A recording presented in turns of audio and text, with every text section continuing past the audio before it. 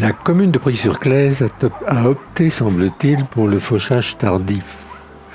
En effet, depuis l'interdiction d'utiliser les désherbants, qui polluaient la rivière par ruissellement, les communes ont dû trouver des solutions pour poursuivre l'entretien des espaces verts et des rues de leur commune.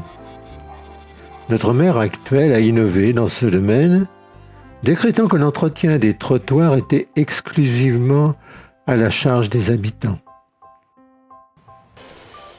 Sur la route de Loches, on peut apprécier la densité de la végétation qui, en plus des bernes, recouvre un trottoir, empiète sur la chaussée au point d'en venir à être dangereux, masque les panneaux indicateurs dont celui du camping, du marché et de la recherche d'un médecin.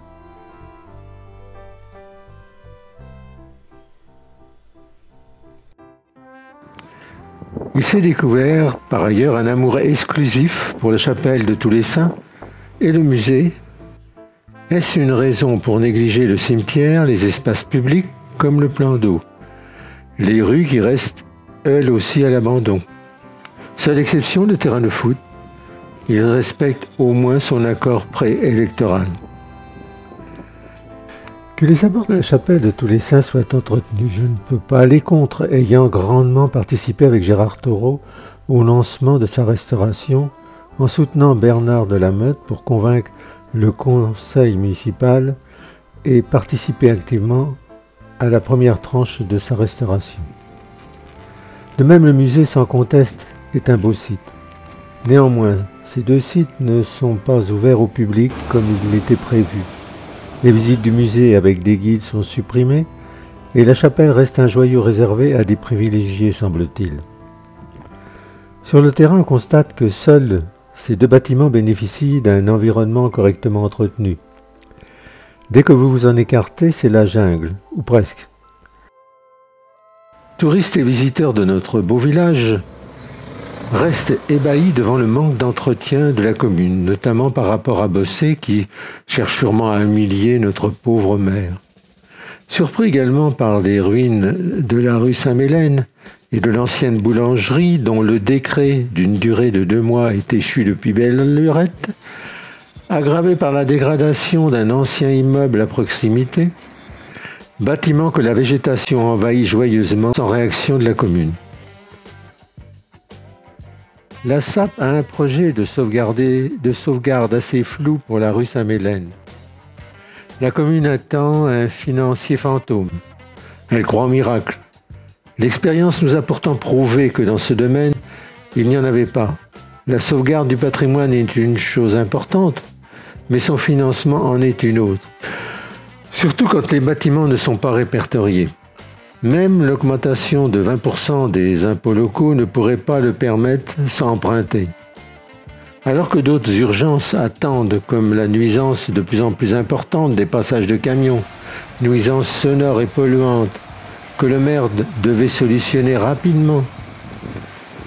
Échec dû à un manque d'investissement personnel, en déléguant et en ne prenant pas les bonnes solutions que lui avait conseillées le département. Beaucoup de communes ont des problèmes pour entretenir leur cimetière. À Preuilly-sur-Claise, le conseil a souhaité prévoir 12 000 € pour son géoréférencement, pour faciliter la location des tombes tout en décourageant un couple de bénévoles qui s'occupait de l'ouverture et de sa fermeture depuis de nombreuses années, laissant celui-ci ouvert en permanence a priori.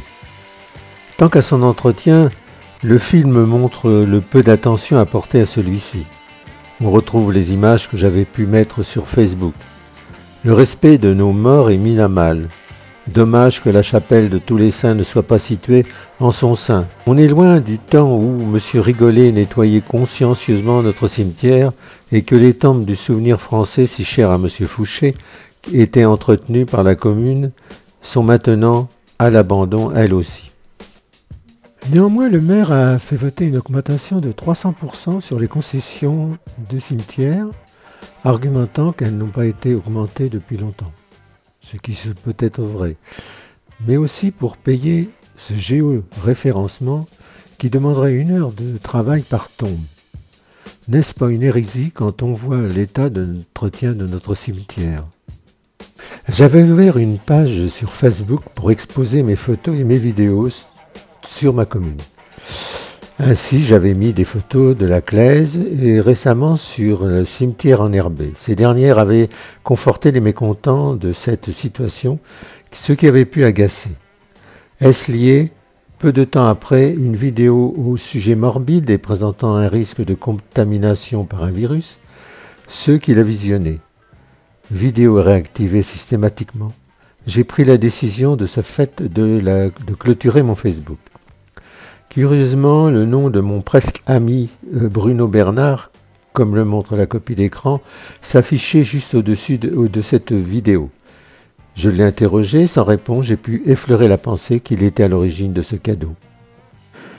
Il y a également le remplacement du médecin décédé afin de sauver notre pharmacie et l'attractivité de notre commune. Là encore, il ne prend pas la bonne voie. Surestimant sa compétence et celle de son conseil, il veut la jouer solo. Refusant de rencontrer les bonnes volontés, comme il refuse tout débat en muselant l'opposition et tout débat avec la population en évitant les contacts et en refusant les questions légitimes en fin de conseil municipal, comme il est démocratiquement et légalement permis de le faire. Bâclant la présentation du budget, acte principal d'un conseil municipal. Sous prétexte qu'une commission a débattu préalablement, les habitants antérieurement nombreux à venir s'informer sur la situation financière de leur commune boudent maintenant cette présentation minimaliste, qui n'affiche pas le détail du compte administratif et du budget, contrairement à l'obligation d'information du citoyen.